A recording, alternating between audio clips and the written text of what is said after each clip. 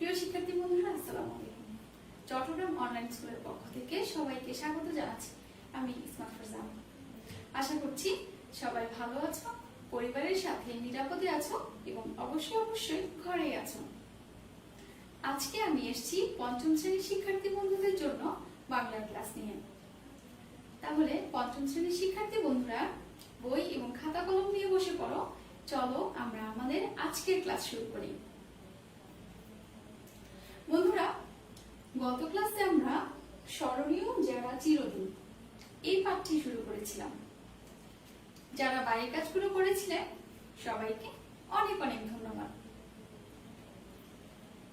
আজকে আমরা এই পাঠে পরবর্তী অংশটুকু পড়ব। বন্ধুরা, তোমরা নিশ্চয়ই বোর্ডে কিছু শব্দ দেখতে পাচ্ছ। আমি বোর্ডে কিছু শব্দ লিখেছি, আমি একবার পড়ে শোনাই। আমি এখানে লিখেছি রাজাকার, আল বদর, আল শামস। এরপর লিখেছি এম মুনিরুজ্জামান। এরপর লিখেছি অধ্যাপক জ্যোতির্ময় গুহ ঠাকুরতা। এরপরে লিখেছি গোবিন্দচন্দ্র দেব। তোমরা কি কেউ বলতে পারবে গোবিন্দচন্দ্র দেব কে? হয়তো অনেকেই পারবে না, তাই না? রাজাকার, আল বদর, আল শামস এই নামগুলো কি আগে শুনেছো? অনেকেই হয়তো শুনেছো, আবার অনেকেই হয়তো শোনোনি। আরো দুটি নাম রয়েছে, এম মুনিরুজ্জামান, অধ্যাপক জ্যোতির্ময় গুহ ঠাকুরতা। এই শব্দগুলো বা এই নামগুলো কেন লিখলাম? কারণ আমরা যখন আমাদের আজকের পাঠটি পড়ব এই নামগুলো সেখানে খুঁজে পাবো। কিন্তু আমরা মজার খেলাটি খেলবো। খেলাটি হচ্ছে কি, যখনই আমরা এই নামগুলো খুঁজে পাবো তখন আমরা সাথে সাথে বলবো বিঙ্গো। ঠিক আছে? তাহলে চলো আমরা আমাদের আজকের পাঠে ফিরে যাই। বন্ধুরা, গত পাঠে আমরা কি কি পড়েছিলাম তোমাদের মনে আছে? নিশ্চয়ই মনে আছে। আমরা জেনেছিলাম আমাদের দেশ বিজয় অর্জন করে কত তারিখে? 16 ডিসেম্বর। কোন সালে? 1971 সালে। অর্থাৎ আমরা বিজয় অর্জন করি 1971 সালের 16 ডিসেম্বর। এই বিজয় অর্জনে আমরা কাদের বিরুদ্ধে যুদ্ধ করেছিলাম? পাকিস্তানি শত্রু সেনাদের বিরুদ্ধে, তাই না? এই যুদ্ধে শুধু কি যুবকরা অংশগ্রহণ করেছিল? না, সারা দেশের নানা পেশার নানা বয়সের মানুষ এই যুদ্ধে কেউ সশস্ত্রভাবে, কেউ প্রত্যক্ষভাবে, আবার কেউ পরোক্ষভাবে অর্থাৎ বিভিন্নভাবে অংশগ্রহণ করেছিল। সারা দেশ কিন্তু একেবারে অবরুদ্ধ অবস্থায় ছিল, তাই না? চলো আমরা আমাদের আজকের পাঠ শুরু করার আগে শ্রদ্ধা করে স্মরণ করি যার বলিষ্ঠ নেতৃত্বে, যার দূরদর্শিতায়, যার নেতৃত্বের কারণে আমরা একটি দেশ পেয়েছি, লাল সবুজের একটি পতাকা পেয়েছি। স্বাধীনতার মহানায়ক, স্বাধীন বাংলাদেশের মহান স্থপতি, জাতির পিতা বঙ্গবন্ধু শেখ মুজিবুর রহমানকে। সেই সাথে চলো আমরা স্মরণ করি কৃতজ্ঞ চিত্তে আমাদের মুক্তিযুদ্ধে যারা বিভিন্নভাবে অবদান রেখেছেন, শহীদ হয়েছেন, তাদের সকলের প্রতি আমাদের আন্তরিক শ্রদ্ধা। এবার চলো আমরা আমাদের আজকের পাঠে ফিরে যাই। বন্ধুরা, আমি আজকের পাঠটি একবার পড়ে দিচ্ছি, তোমরা আমার সাথে বইয়ে আঙ্গুল দিয়ে মিলিয়ে নিবে এবং মনোযোগ সহকারে শুনবে। আর পড়ার ফাঁকে ফাঁকে আমরা আলোচনার মাধ্যমে আজকের পাঠের বিষয়বস্তু সম্পর্কে জেনে নেব, ঠিক আছে? আর যখন আমরা পড়বো কিভাবে পড়বো সেটা মনে আছে তো সবার? আমরা স্পষ্টভাবে, শুদ্ধভাবে এবং প্রমিত উচ্চারণে পড়ার চেষ্টা করব। এতে কি হবে? এতে আমাদের কথা বলা সুন্দর হবে, আমাদের ভাষার গাঁথনি মজবুত হবে।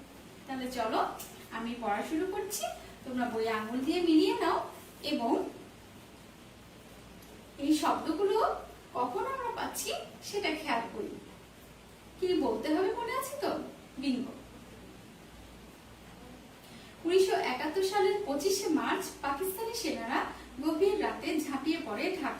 নিরস্ত্র ঘুমন্ত মানুষের উপর। আক্রমণ চালায় ঢাকা বিশ্ববিদ্যালয়ের ছাত্রাবাসে, ব্যারাকে আর নানা আবাসিক এলাকায়। নির্বিচারে হত্যা করে ঘুমন্ত মানুষকে। সেই হত্যাকাণ্ড চালিয়ে যেতে থাকে বিরামহীন, চালিয়ে যেতে থাকে পরবর্তী ৯ মাস ধরে। পাশাপাশি তারা বিশেষ রকমের হত্যাকাণ্ড চালানোর পরিকল্পনা করে। সেই পরিকল্পনা অনুসারে একে একে হত্যা করে এদেশের মেধাবী, আলোকিত ও বরেণ্য মানুষদের। পুরো দেশের নানা পেশার মেধাবী ব্যক্তিদের তালিকা তৈরি করে তারা। তাহলে আমরা এই অংশ থেকে কি জানলাম? আমরা এই অংশ থেকে জানলাম 1971 সালের 25শে মার্চ পাকিস্তানি সেনারা কি করেছিল। তারা গভীর রাতে ঝাঁপিয়ে পড়েছিল ঢাকার নিরস্ত্র ঘুমন্ত মানুষের উপর। তারা কোথায় কোথায় আক্রমণ চালিয়েছিল? ঢাকা বিশ্ববিদ্যালয়ের ছাত্রাবাসে, ব্যারাকে আর নানা আবাসিক এলাকায়।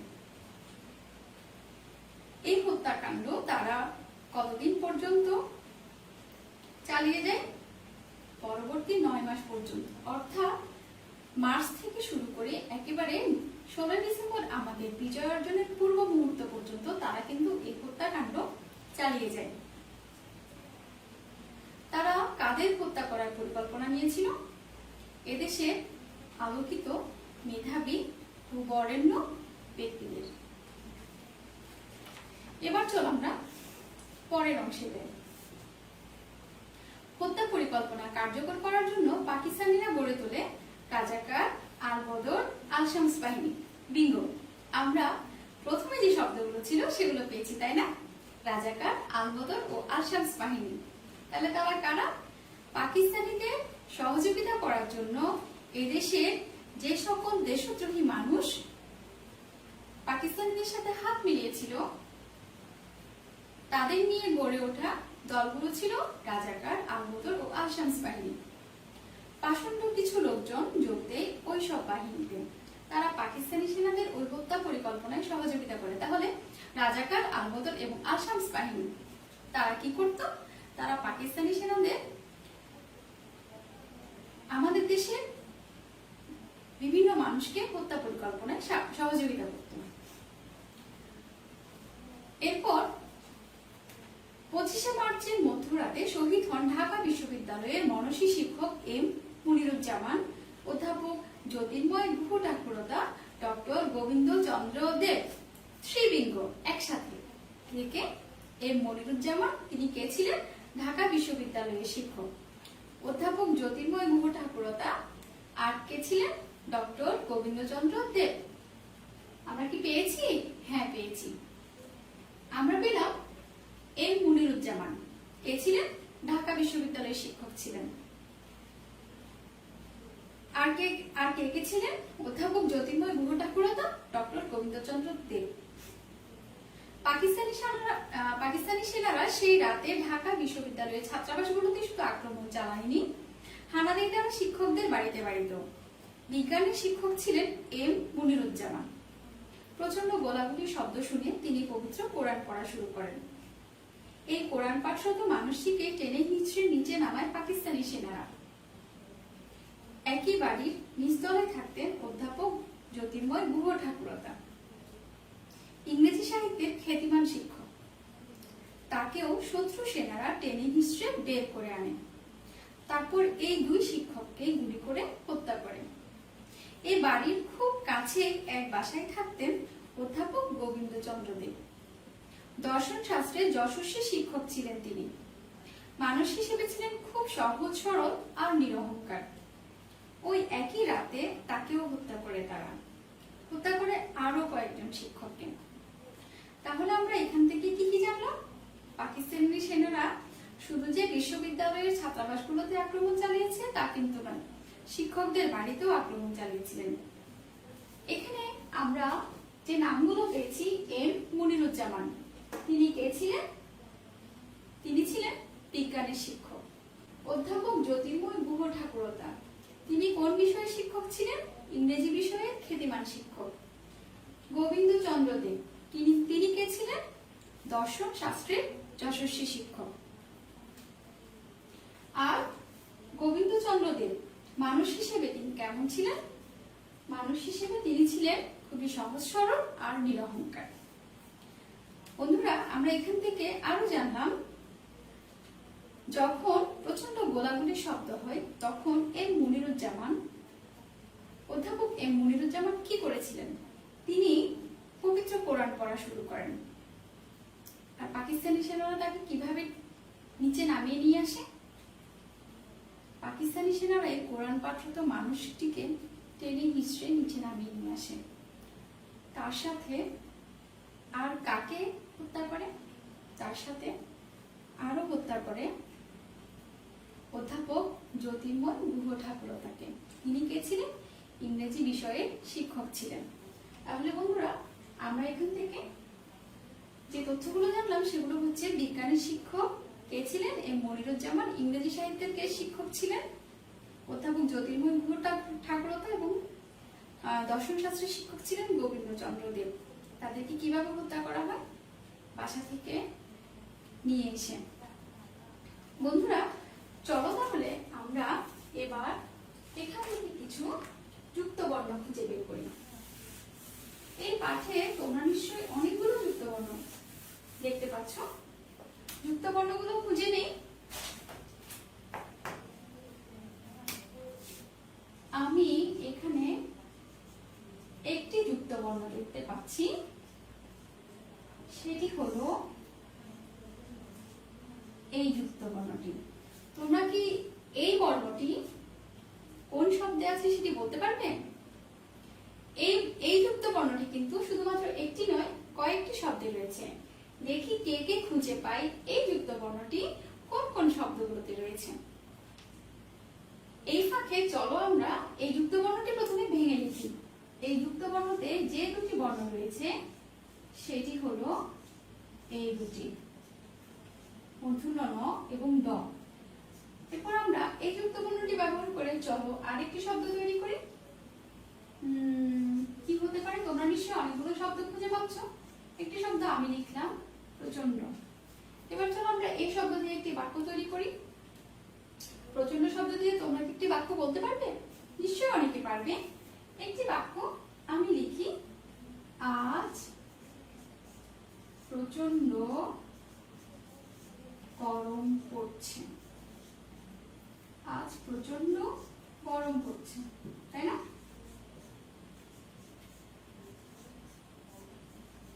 আচ্ছা, তোমরা আর কি কি যুক্ত বর্ণ খুঁজে পাচ্ছ? নিশ্চয় অনেকগুলো যুক্ত বর্ণ অনেকে খুঁজে পেয়েছ। আমি আরেকটি যুক্ত বর্ণ খুঁজে পেলাম, সেটি হলো এই যুক্ত বর্ণটি। এই যুক্ত বর্ণটি কোন শব্দে রয়েছে সেই শব্দটি কি তোমরা খুঁজে পেয়েছো? দেখি খুঁজে পাও কিনা। এই ফাঁকে চলো আমরা এখানে যে দুটি বর্ণ রয়েছে সেগুলো আলাদা করে প্রথমে লিখি। প্রথমে আলাদা করে লিখলাম। এরপর চলো আমরা এই যুক্ত বর্ণটি ব্যবহার করে একটি শব্দ লিখি। তোমরা নিশ্চয়ই অনেকগুলো শব্দ বলতে পারবে। তোমরা যে শব্দগুলো বলতে পারবে সেগুলো খাতায় লিখে নিতে পারো। আমি একটি শব্দ লিখলাম, সেটি হচ্ছে গল্প। এবার আমরা এই শব্দটি দিয়ে একটি বাক্য তৈরি করি। বাক্যটি কি হতে পারে? অনেক বাক্য হতে পারে গল্প শব্দ দিয়ে। যেমন আমার গল্প শুনতে ভালো লাগে।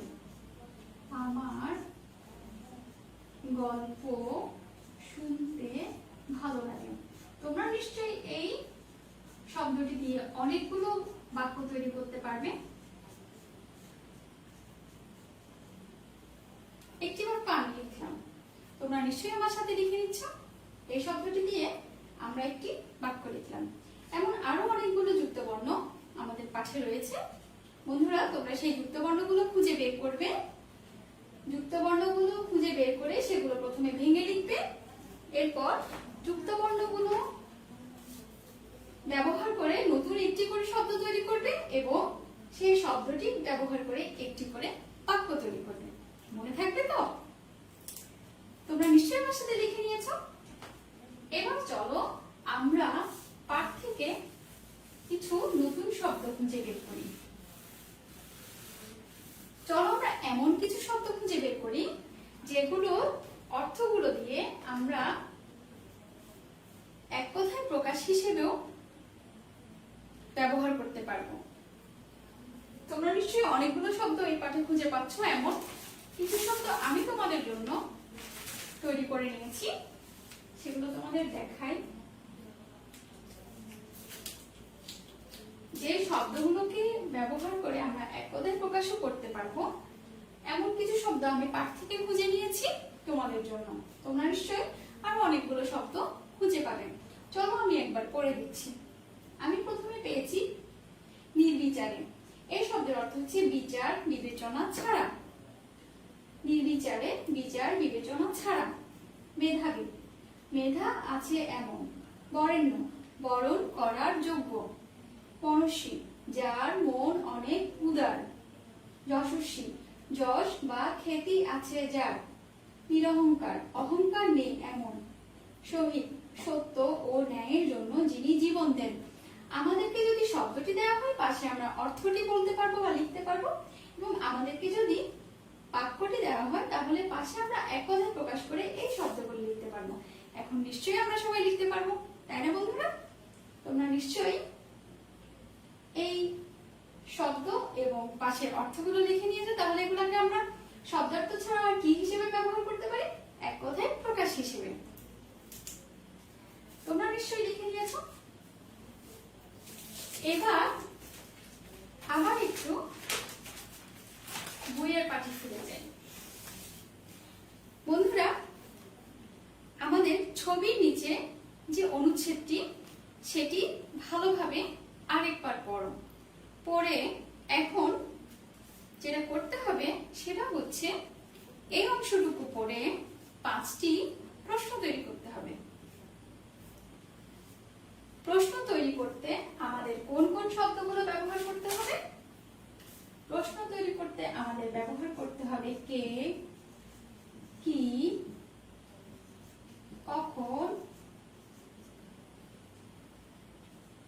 তারপর কোথায়,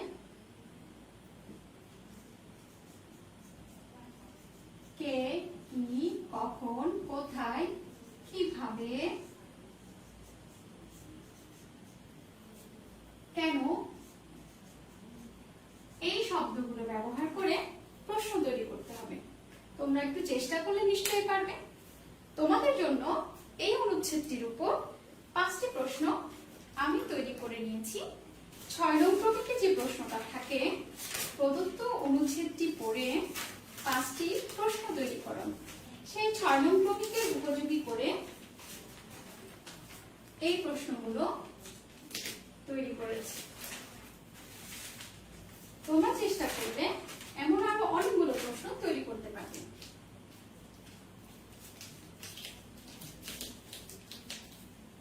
তোমরা কি দেখতে পাচ্ছ সবাই? আমি একবার পড়ে দিচ্ছি কি কি করলাম।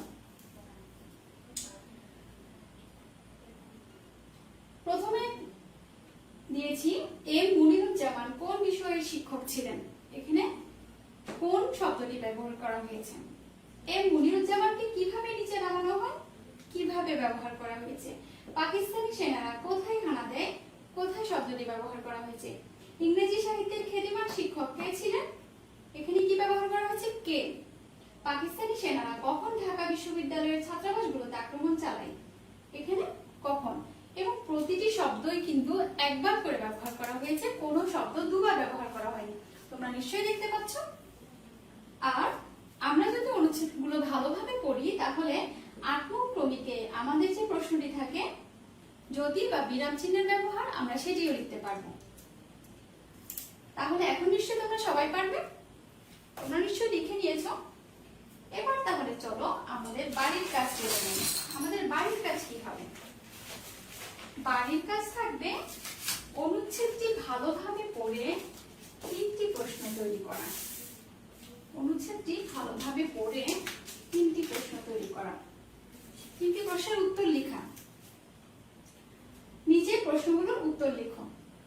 ক, এম মুনিরুজ্জামান কে ছিলেন, পাকিস্তানি সেনারা তাকে কিভাবে বের করে আনে। খ, পাকিস্তানিরা এদেশের মেধাবী মানুষদের হত্যার পরিকল্পনা করেন কেন, 4টি বাক্যে লেখো। গ, দেশের জন্য যারা আত্মত্যাগ করেছেন তাদের স্মরণে তুমি কি করবে, 4টি বাক্যে লেখো। যারা আজকের পাঠ ভালোভাবে বুঝতে পেরেছো তারা নিশ্চয়ই সবগুলো প্রশ্নের উত্তর বলতে এবং লিখতে পারবে। তাহলে বন্ধুরা এই অংশটুকু এই 3টে প্রশ্ন বাড়ির কাজ হিসেবে থাকবে এবং সেই সাথে থাকবে পাঠের পরবর্তী অংশটুকু ভালোভাবে পড়া। তাহলে আজ এ পর্যন্ত, দেখা হবে আগামী ক্লাসে। ততদিন পর্যন্ত সবাই ভালো থাকবে, নিরাপদে থাকবে, ঘরেই থাকবে এবং ঘরের কাজে বাবা মাকে সাহায্য করবে। আল্লাহ হাফেজ।